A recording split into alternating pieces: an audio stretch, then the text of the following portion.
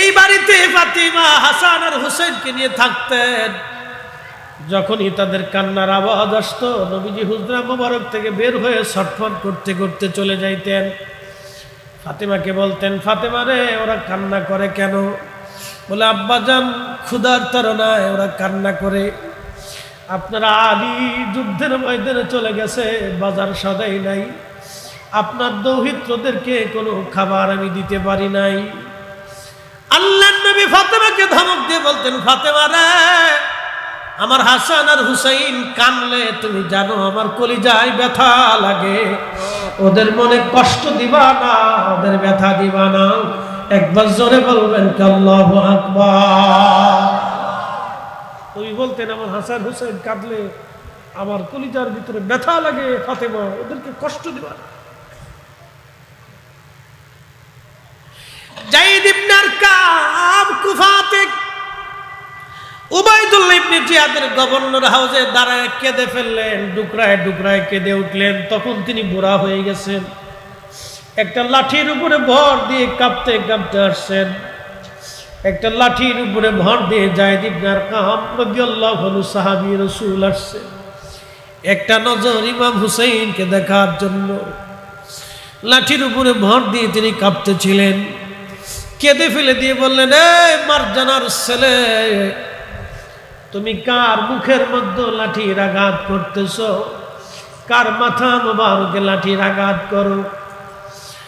আমি রাসূলের সাহাবী যায়েদ ইবনে আরকাম, আমি নবীর খেদমতে বহু বছর আমি কাটিয়েছি, যার মুখের মধ্যে লাঠি দিয়ে আঘাত করো, যার গায়ে মাথাতে লাঠি দিয়ে আঘাত করিস, এই মারজানার বেটা, মারজানার ছেলেরে, আমি নবীর সাহাবী, আমি দেখেছি ওই মুখের মধ্যে, পবিত্র মুখে আমার নবীজি বারবার চুমা লাগাইতো, ওই কপালে চুমা লাগাইতো, ওই মুখে নবীজি চুমা লাগাইতো।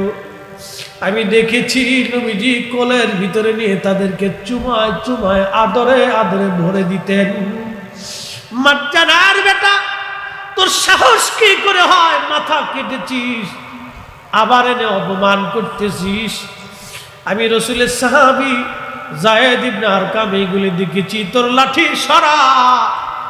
এইভাবে আর সাহাবী আওলাদে রাসূলকে আর অপমান করবি না, তোর লাঠি সরা। উবাইদুল্লাহ ইবনে জিয়াদ সেদিন ডাক দেয়, বলে, নবীর সাহাবী, বুড়া সাহাবী, তুই যদি আজকে বুড়া না হতি তাহলে তোকে এইখানে জবাই দিতাম। যায়েদ ইবনে আরকাম ডাক দেয়, বলে, বেটা মারজানার ছেলে, আমি সাহাবী রাসূল, একবার না, আমার জীবন যদি 1000 বার শহীদ হই, 1000 বার যদি আল্লাহ আমাকে জীবন দেয়, তারপরেও আমি যায়েদ ইবনে আরকাম ওই পবিত্র ব্যক্তির স্মরণে জীবন দেওয়ার জন্য আমি প্রস্তুত হয়ে আছি। চিৎকার মেরে জোরে বলেন আল্লাহু আকবার। না না, আরো জোরে বলেন আল্লাহু আকবার। খুবই মনোযোগ দিবেন। সাহাবী রাসূল হযরত সালমান ফারসি, তিনি ইরাকের গভর্নর, মাসে 6000 দিরহাম তিনি বেতন পাইতেন। বেতনটা আসার সঙ্গে সঙ্গে পরের দিন সকালবেলা ইরাকের সমস্ত গরিব মানুষকে দাওয়াত করতেন। সমস্ত গরিব মানুষ আসার পরে বেতন থেকে সব গরিব মানুষকে বন্টন করে দান করে দিয়ে দিতেন। নিজের কাছে তিনি কোনো অর্থ রাখতেন না। একবার জোরে বলবেন কি মারহাবা। আর আমার দেশের গভর্নর আমির উন্নারাং একবার ক্ষমতায় গেলে ব্যাংক একবারে ভুইয়ে ফেলাই দেয়। এই কথা কর না কেন?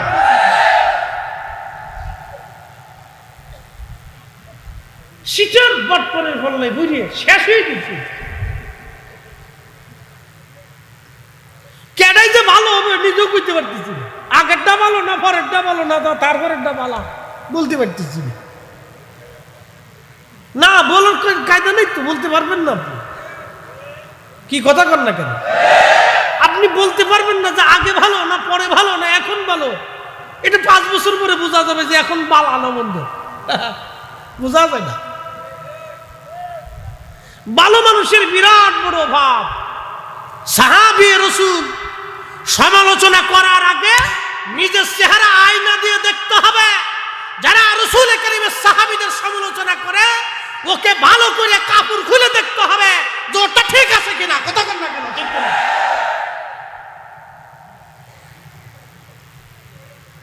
আল্লাহু আকবার। সাহাবী রাসূল সাবধান, কোরআন বলতেছে আমিনু কামা আমানান নাস, আমার নবী সাহাবীরা যেইভাবে ঈমান আনছে তোমরা সেইভাবে ঈমান আনো। সারা পৃথিবী তন্ন তন্ন করে মাটি ঘুরে নবীর সাহাবীদের মতো একজন মানুষ আপনি খুঁজে পাবেন না। সারা পৃথিবী তন্ন তন্ন করে পাবেন না। আমি তার জীবনী শোনাচ্ছি, শুধু একজনেরটা শোনাচ্ছি, সময় হলে আরো শোনাবো। তাদের একিন কি ছিল? দালিকা লিমান খাশিয়া রাব্বা। কোরআন বলতেছে তারা আমাকে ভয় করত। আল্লাহু আকবার। আল্লাহ নিজে বলতেছে আমার রাসূলের সাহাবীরা আমি আল্লাহকে ভয় করত। আল্লাহ নিজে সার্টিফিকেট দিচ্ছে, আর আপনি তাকে গালি দিবেন, সমালোচনা করবেন? সাহস কত! হযরত সালমান ফারসি রাদিয়াল্লাহু আনহু সমস্ত পয়সাগুলি টাকাগুলি সকালবেলা বেতন পাওয়ার পরের দিন সবাইকে ডেকে গরিব মানুষের মধ্যে বন্টন করে দিতেন। ইন্তেকালের সময় তিনি কান্না করতেছিলেন। অন্যান্য সাহাবী যারা জিন্দা ছিল, ইরাকের মানুষেরা জিজ্ঞেস করলো, হুজুর আপনি নবীজির একজন দামি সাহাবী, আল্লাহর নবীকে খুবই ভালোবাসতেন, নবীজি আপনাকেও খুব ভালোবাসত। এই কালেমার জন্য বৃদ্ধ বয়সে আপনি অনেক যাতনা সহ্য করেছিলেন। সুদূর ইরান থেকে আপনি এই কালেমার জন্য নবীর প্রেমে পাগল হইয়া সুদূর ইরান থেকে আপনি ইরাক হয়ে মদিনাতুল মুনাওয়ারায় গিয়েছিলেন। আল্লাহর নবী আপনাকে খুবই আদর করত। আপনি কেন এই সময় কান্না করতেছেন? ভয়ের কারণ কি? সালমান ফারসি রাদিয়াল্লাহু আনহু ডাক দিয়ে বললেন, সাহাবীরা রে, আমার সাথীরা, শোনো গো, কত সম্পদ আজকে আমার জমা হয়ে গেল। কিয়ামতের ময়দানে আমি কোন চেহারা নিয়ে আমি রাসূলের সামনে দাঁড়ায় যাব? আমি রাসূলের সামনে এই চেহারা নিয়ে কেমনে দাঁড়াবো? আমার কত সম্পদ জমা হয়েছে। লোকেরা জিজ্ঞেস করলো, হুজুর কি পরিমাণ সম্পদ আপনার জমা হয়েছে? বলতেছে, আমার মাথার পাগড়ি, আমার গায়ের জুব্বা এবং আমার গায়ের একটা আবা, আমার হাতের একটা লাঠি, আমার পানি পান করার একটা কাঠের পেয়ালা, খাবার খাওয়ার একটা কাঠের বাসন, কত সম্পদ আমার জমা হয়েছে। এইগুলি রেখে গেলে কিয়ামতের ময়দানে আমি আমার রাসূলের সামনে কি মুখ নিয়ে দাঁড়াবো? কি জবাব আমি আমার নবীর সামনে দাঁড়ায় দেব? চিৎকার করে বলবেন কি, ইয়া রাসূলুল্লাহ।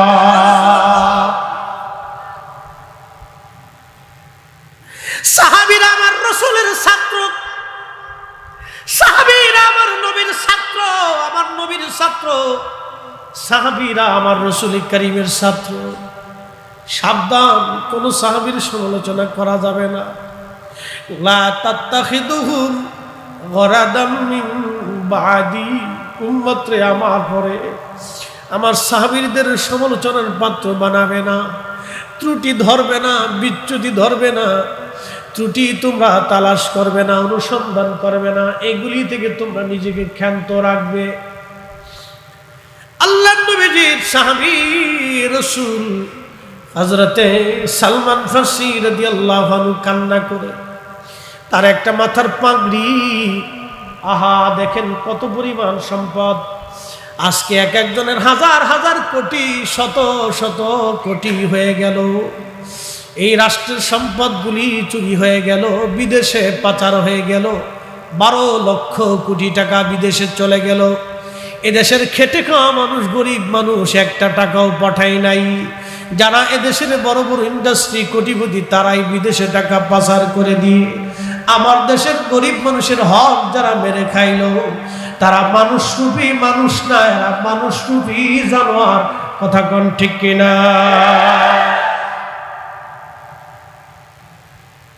কিসের মানুষে করছে? আমার দেশের রিক্সাওয়ালা হাজার গুণে ভালো, ও সারাদিন পরিশ্রম করে 500 টাকা রুজি করে। ওর চেয়ে আমার দেশের দিন মজুর ভালো, সারাদিন মাথার ঘাম পায়ে ফেলে, ও 500 টাকা রুজি করে, ও হাজার গুণে ভালো। ওর মাথার ঘাম পবিত্র, ওর শরীরের যাহা আছে সব পাক পবিত্র, কোনো হারাম নাই। ও পরিশ্রম করে রুজি করে, ও সারা দিন করে একবারও আল্লাহকে আল্লাহ বলে ডাক দিবে, ওই একবারই কবুল হয়। আর যারা গরিব মানুষের অর্থ মেরে দিয়ে 1000 বছর যদি দরবেশ ও যায় প্রত্যেক রমজানে আল্লাহর ঘরে বলে এতেকাপ করতো, ও কিয়ামত পর্যন্ত হায়াত হলেও আল্লাহর ঘরে এতেকাপ করলে মানুষের হক নষ্ট করে খেলে, একটা সেকেন্ডের এতেকাপ আল্লাহর দরবারে কবুল হবে না। কথা বলেন ঠিক না বেঠিক?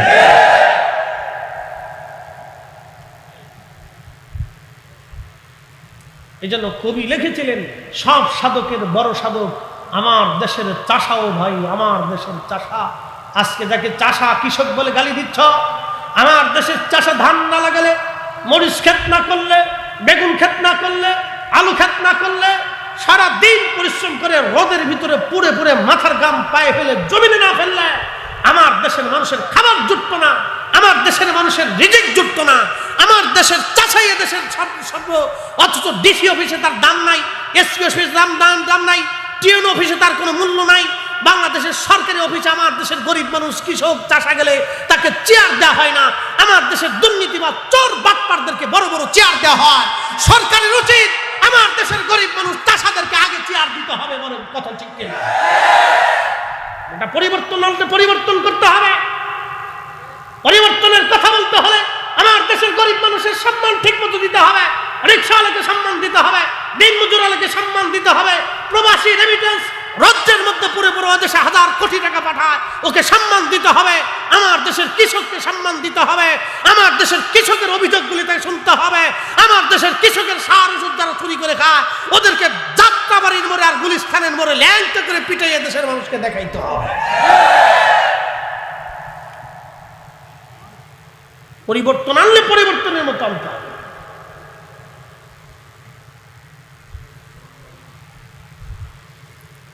পরে মুসলমান খুব মনোযোগ দিয়ে, কষ্ট হইতেছে আমার কথা, উচিত কথায় ময় বেজার হয়, গরম ভাতে বিলাই বেজার হয়, ডাল ভাতে কুটুম বেজার হয়। বুঝতে পারছেন? কৃষক যাক তো ডিসি অফিসে কোনো দাম আছে নাকি? সিআরও দেয় না। ডিসি সাহেব এমন ভাব লিছে, উনি একটু বিসিএস কমপ্লিট করে মনে করছে দেশের বিরাট বড় লাটসাপ হয়ে গেছে। উনি কৃষকের সাথে কথা বলতে চায় না। কেন? উনি বিসিএস কমপ্লিট করছে কার বদৌলতে? উনি বিসিএস কমপ্লিট করছে আমার দেশের কৃষকের বদৌলতে, এই খেটে খাওয়া মানুষের জন্য। কি কথা বললেন?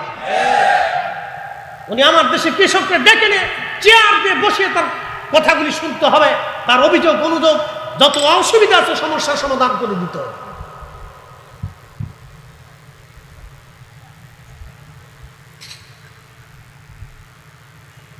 কার কথা কার কাছে বলবেন বলেন তো?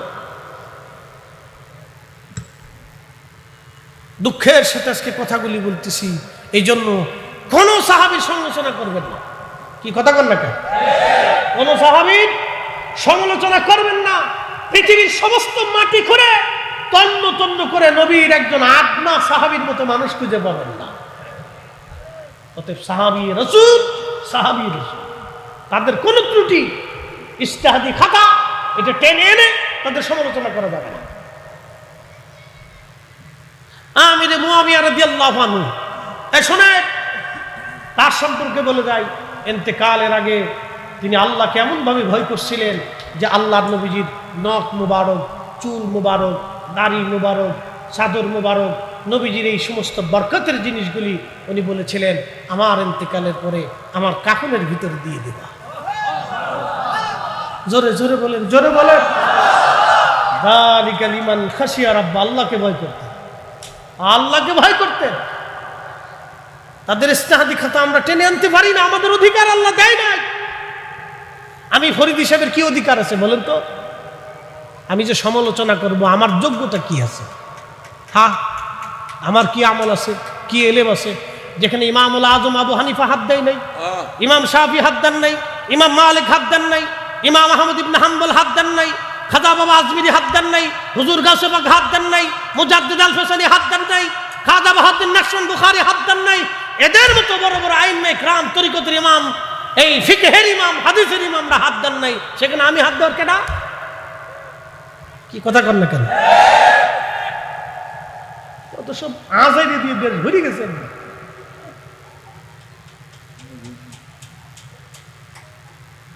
প্রিয় মুসলমান,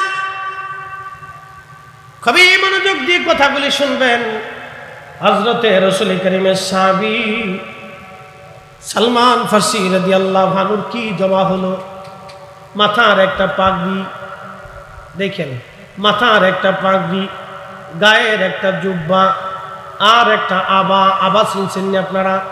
উপরে দেয়, উপরে দেয়। এটা আরবের প্রসিদ্ধ একটা পোশাক আগে থেকেই। তারা এই জুব্বার উপরে আবা গায়ে দিত গরম থেকে বাঁচার জন্য, লু হাওয়া থেকে বাঁচার জন্য।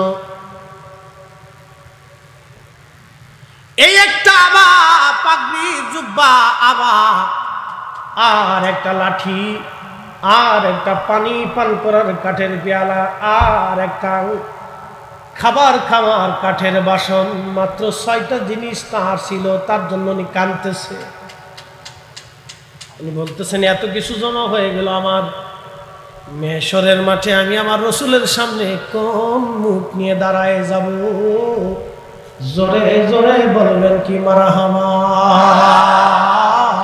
সাহাবী, সাহাবী, সাহাবী।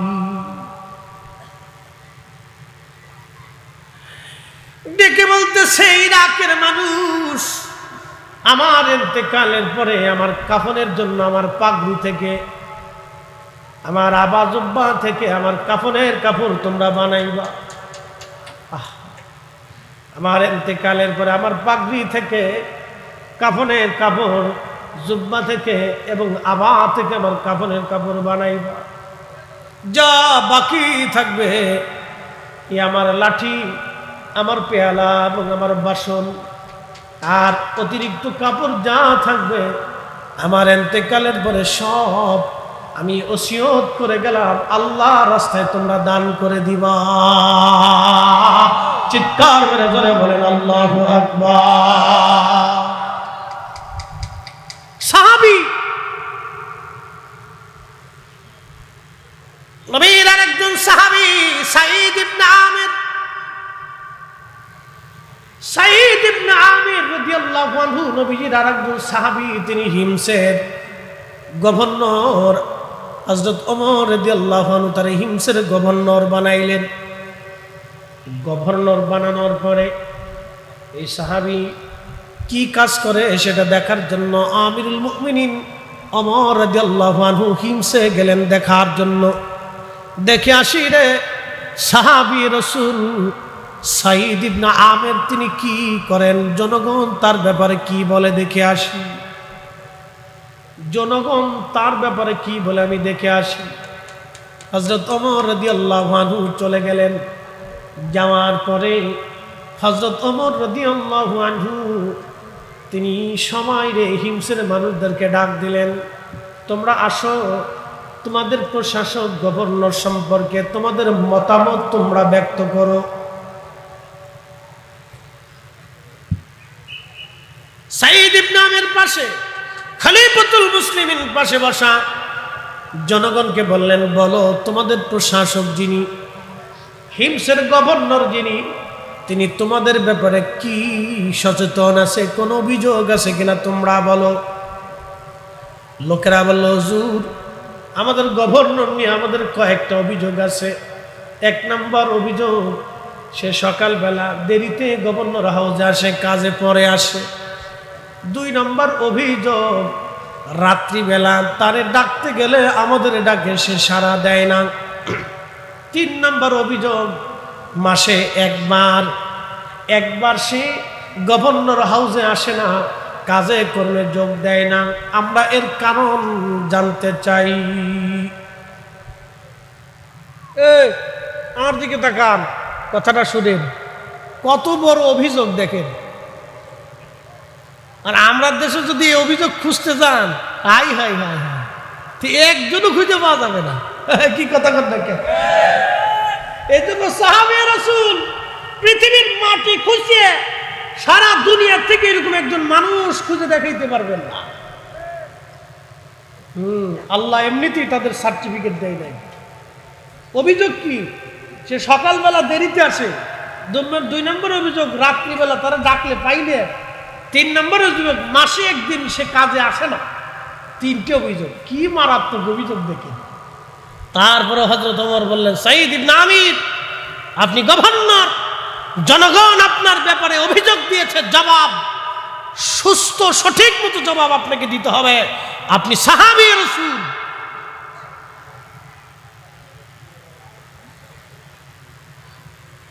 হযরত সাঈদ ইবনে আমির তিনি এবার ডাক দিয়ে বলতেছে, আমিরুল মুমিনিন, বিষয়টা আমি এবং আল্লাহর মধ্যে গোপন রাখতে চাইছিলাম, কিন্তু জনগণ যেহেতু অভিযোগ করে বসছে, অতএব আমাকে জবাব তো দিতেই হবে। 1 নম্বর অভিযোগ, আমি দেরিতে আসি সকালবেলা। আপনি জানেন আমি গভর্নরই কোনো বেতন আমি সরকারি কোষাগার থেকে নেই না। বাইতুল মাল থেকে সামান্য অর্থ আমার জন্য বরাদ্দ আছে। এটা দিয়ে আমার কোনো রকম খাওয়া দাওয়া, কোনো রকম সংসার চলে। আমিরুল মুমিনিন, প্রত্যেকদিন সকালবেলা আমার দেরি হয়ে যায়, জন্য আমার রুটি বানানোর কেউ নাই, কাজের কোনো লোক নাই। নিজে সকালবেলা ঘর দুয়ার পরিষ্কার করে নিজের কাজকর্ম সেরে রুটি বানাইয়া খাওয়া দাওয়া করে আস্তে আস্তে আমার দেরি হয়ে যায়। আমি ইচ্ছা করে দেরি করি না, আমার নিজের কাজের জন্য আমার দেরি হয়ে যায়। একবার জোরে বলবেন আল্লাহু আকবার। না না, জোরে বলেন আল্লাহু আকবার। আর ছাগলে চোর ধরাই দিছে, আমার দেশে কুরবানির ছাগলে চোর ধরাই দিয়েছে। 15 লক্ষ টাকা একটা ছাগল দিয়ে কুরবানি দিতে চায়। কর্মকর্তার বেটা হিসাব করে দেখেন, 15 লক্ষ টাকার ছাগল 1 টাকাও হালাল না, সব আমার জনগণের পয়সা দিয়া যারা ছাগল কিনে কুরবানি দেয়, ওর চাইতে শুয়োর জবাই করা আর ওই ছাগল জবাই করার মধ্যে কোনো তফাৎ নাই। কথা কর না কেন? ওই যে আগে কইছি উচিত কথাই, কিন্তু মহিসাব বেজার হয়ে যাবে না, ও ছাতা দেখার সময় নাই। কবর আমারটা আমাকে যেতে হবে। কিয়ামত আল্লাহ জিজ্ঞেস করবে, কি ওয়াজ করছিলে? সেই দিন যদি জবাব না দিতে পারি তো আমার জিহ্বা কেটে ফেলে দেওয়া হবে। বুঝতে পারছেন তো? দুনিয়ার চাইতে কবরটা, হাসরটা বড় ভয়াবহ হবে। এই জন্য হক বলতে হবে। বেতন পায় 50,000 টাকা, 15 লক্ষ টাকা ছাগল আসে কোত্থেকে?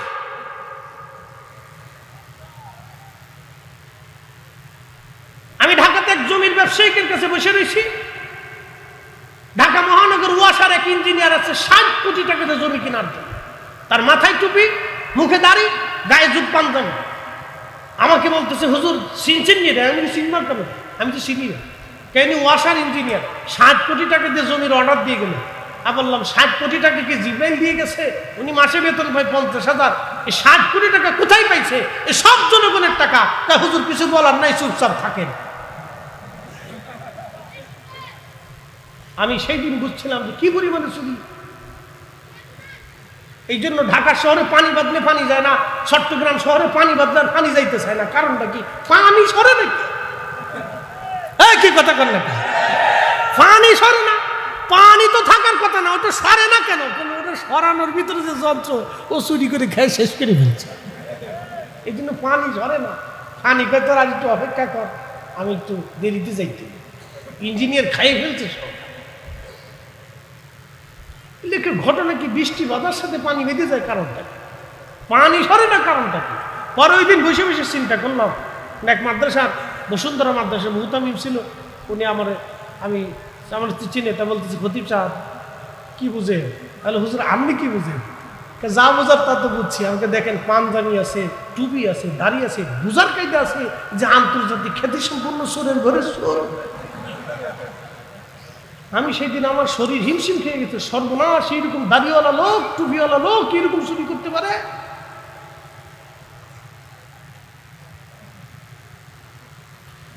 আমি আশ্চর্য হয়ে গেছি। এই জন্য কোনো সাহাবীর সমালোচনা করবেন না, সাবধান। সাহাবী রাসূল পৃথিবী খুঁজে তাম দুনিয়া তন্ন তন্ন করলেও একজন সাহাবীর মতো মানুষ আপনি খুঁজে পাবেন না। কথা বল ঠিক না? আমি আপনাকে পরিষ্কার করে এগুলি বুঝাচ্ছি, বিরোধিতা করা আমার অভিপ্রায় না, করে করো।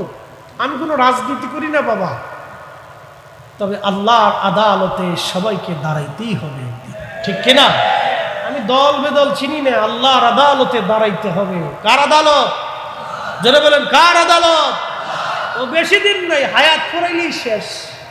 সোনারে পিঁপড়াই খাবে বড় লোকের ধন, যে বেটা গাইছিল খুব ভালোই গেছে। সোনারে পিঁপড়াই খাবে বড় লোকের ধন, কথা তো ঠিক। সাঈদ ইবনে আমিরকে আমিরুল মুমিনিন ডাক দিয়ে বলতেছে, সাঈদ, দ্বিতীয় অভিযোগের উত্তর তুমি দিয়ে দাও। সাঈদ ইবনে আমির বলেন, আমিরুল মুমিনিন শোনেন, বেয়াদবি মাফ করবেন, বিষয়টা গোপনই রাখতে চেয়েছিলাম। রাত্রিবেলা আমি কারো ডাকে সাড়া দেই না, কারণ সারাদিন আমি মানুষের কাজ করি, সারাদিন আমি সরকারি কাজে ব্যস্ত থাকি, মানুষের কাজ করি। আমি রাত্রিবেলা আসলে আমি আমার মালিক, আমার আল্লাহর কাজে নিমগ্ন হইয়া যাই, নামাজে বসিয়া যাই। জোরে বলবেন কি আল্লাহু আকবার? বলেন, যে ব্যক্তি সারা রাত আল্লাহর ভয়ে ইবাদত করে, সেই লোকটা একটা পয়সাও আমানত জনগণের ডান বাম করবে না। এই জন্য ভোট দেওয়ার আগে মানুষ দেখে ভোট দিয়েন, খালি টুপি দেখে ভোট দিয়েন না, মানুষ দেখে ভোট দিবেন। ঢাকা ইউনিভার্সিটিতে দেখছেন এক পাগল রে পিটায় পিটায় মারছেন, শুধু মারে নাই, মারার আগে ওরে ভাত খাওয়াইছে। তোরা যদি মারবি তাহলে কেন ওরে ভাত খাওয়াইলি? তো ভাতের অভাব তো ছিল, ওরে ভাত খাওয়াইলি কেন তোরা যদি মারবি? ঢাকা ইউনিভার্সিটির মতো একটা বিদ্যাপীঠ, যেখান থেকে মানুষ বের হয়ে আসার কথা, সেখানে যদি অমানুষ হয়, আমাদের জাগার কোথাও নাই। এই জন্য বাংলাদেশে হায়ার এডুকেটেড পার্সনের বাবা ভিক্ষা করে খায়, বৃদ্ধাশ্রমে থাকে, বাপের সন্তানের জায়গা হয় না। ওই বৌমা নতুন নিয়ে এসে টেডি কেনা, বুড়া মানুষ ঘরে থাকলে আমি থাকবো না, শেষে ছেলেকে আব্বা ওই আলাদা বাসা ভাড়া করে থাকো, না বৃদ্ধাশ্রমে চলে যাও। এইরকম সন্তানের গোষ্ঠী খেলায় এই সন্তান পালার চাইতে কুত্তা পালা অনেক ভালো। উচিত কথা আমরা বলবো, হুজুরের জবান ভালো না,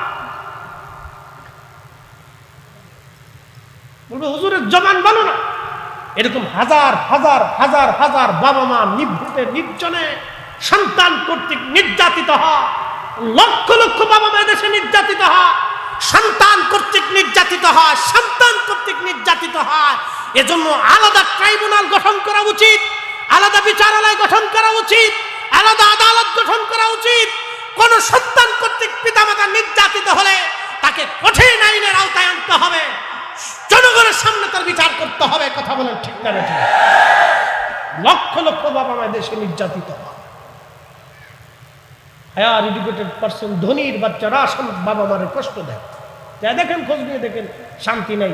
এই জন্য সন্তানকে লেখাপড়া করানোর সাথে সাথে মানুষ বানাইতে হবে। কি বানাইতে হবে? কথা কন না কেন? কি বানাইতে হবে? মানুষ বানাইতে হবে। সাঈদ ইবনে আমির রাদিয়াল্লাহু আনহু বলতেছেন, আমিরুল মুমিনিন, রাতের আধারে আমি আল্লাহর ইবাদতে মশগুল হয়ে যাই। সারাদিন দুনিয়ার মানুষের কাজ করতে হয়, আমি রাতটুকুন আল্লাহর জন্য বরাদ্দ করে দিয়েছি। একসাথে বলবেন না মারহাবা? রাতটা কারে বরাদ্দ করছে? আল্লাহকে বরাদ্দ করছে। এই জন্য সাহাবী রাসূল হাজরাতে আমিরুল মুমিনিন ওমর বললেন, সাঈদ ইবনে আমের 3 নম্বর অভিযোগের জবাব দিয়ে দাও। কেন মাসে একদিন তুমি গভর্নর হাউসে আসো না? কারণ কি বলো? অ্যাটেনশন, আমার দিকে তাকান। ফরিদি সাহেবের পাগড়ি বড় সুন্দর, জুব্বাও সুন্দর, অনেক জুব্বা আমাদের, অনেক পোশাক। এখানে সবারই 4-5টা করে পোশাক আছে। কি কথা বলেন, ঠিক কিনা? সবারই 4-5টা 7টা 8টা 10টা করে পোশাক আছে। সেই দিনের গভর্নর, হিমসের গভর্নর সাঈদ ইবনে আমের সাহাবী রাসূল, তিনি জবাব দিচ্ছেন, আমিরুল মুমিনিন, আমার শুধুমাত্র একটাই জুব্বা আছে, এছাড়া আর কোনো জুব্বা আমার নাই। এই একটা জুব্বা মাস শেষে আমি ধৌত করি, পরিষ্কার করি, এছাড়া আর কোনো জুব্বা আমার নাই। যার কারণে ওই একটা দিন আমি গভর্নর হাউসে আসতে পারি না। হুজুর, আমার এই জুব্বা ছাড়া আর কোনো জুব্বা আমার নাই, জুব্বা কেনার অর্থ আমার কাছে নাই। চিৎকার মেরে বলবেন আল্লাহু আকবার। না না, আরো জোরে বলেন আল্লাহু আকবার। তারা সাহাবী রাসূল, সাহাবী রাসূল, সাহাবীদের সমালোচনা করা যাবে না, ত্রুটি ধরা যাবে না, বিচ্যুতি ধরা যাবে না। তাদের দোষ খুঁজে খুঁজে বের করে করে সমালোচনা যারা করবে তারা গুস্তাখে রাসূল, বেয়াদব, আল্লাহর দুশমন, নবীর দুশমন। কথা বলেন ঠিক কিনা? বুঝে যাবেন। এই জন্য আল্লাহ বলছেন, আমিন কামা আমানান নাস।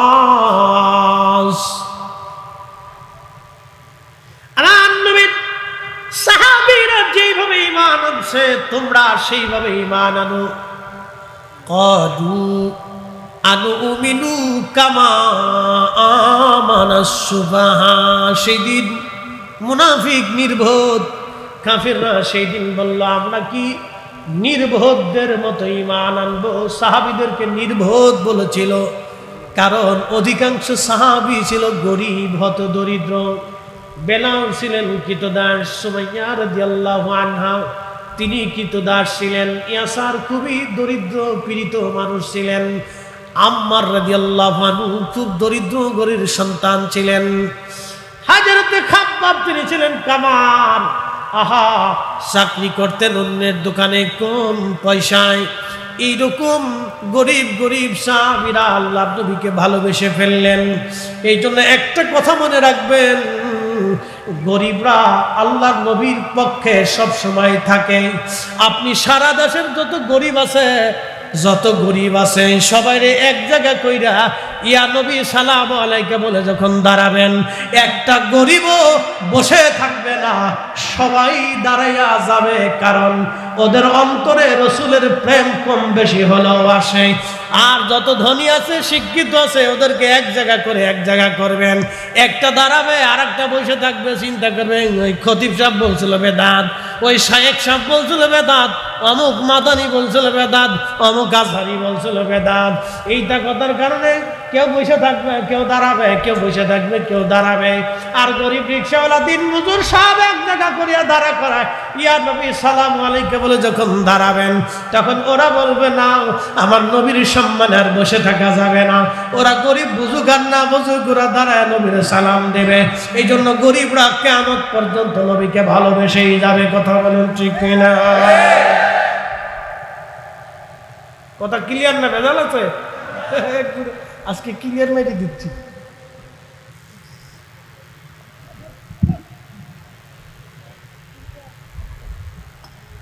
মনোযোগ দিয়ে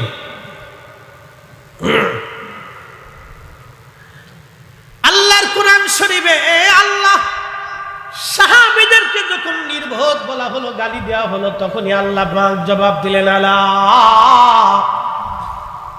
আলা, সাবধান, ইন্নাহুম হুমুস সুফাহা।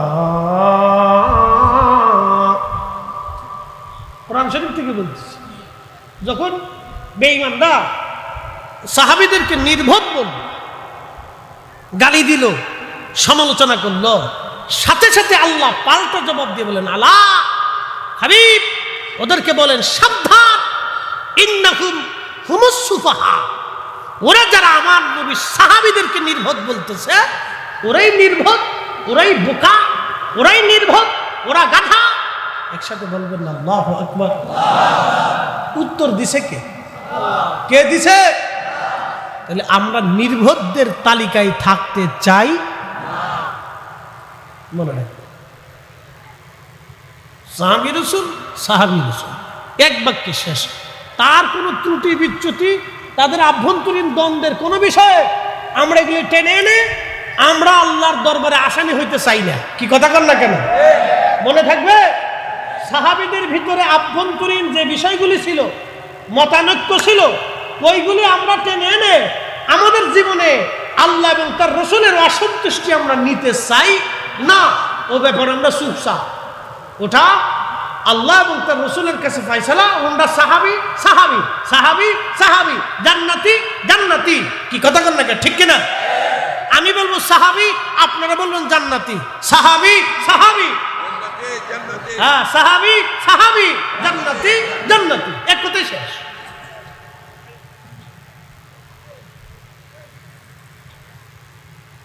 শুনিয়া যান রাঙ্গুনিয়ার মুসলমান, সাহাবীদের ব্যাপারে নীতি দীর্ঘ আলোচনা তুলে ধরলাম। এবার আসেন সাহাবীদের সাথে আহলে বাইত রাসূলের সম্পর্ক কেমন ছিল একটা ঘটনা থেকে শোনাই। রাসূলের সাহাবী যায়েদ ইবনে আরকাম রাদিয়াল্লাহু আনহু, তিনি যখন যুবক তখন আমার নবীর বরগাহে তিনি খেদমতে ছিলেন দীর্ঘদিন।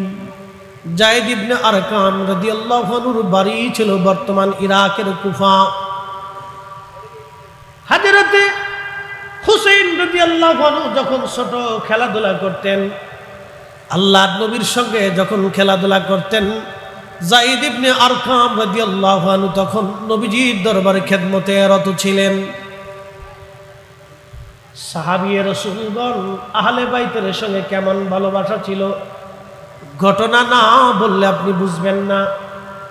ইমাম হুসাইন রাদিয়াল্লাহু আনহুর শের মুবারক, মাথা মুবারক কেটে নিয়ে গেল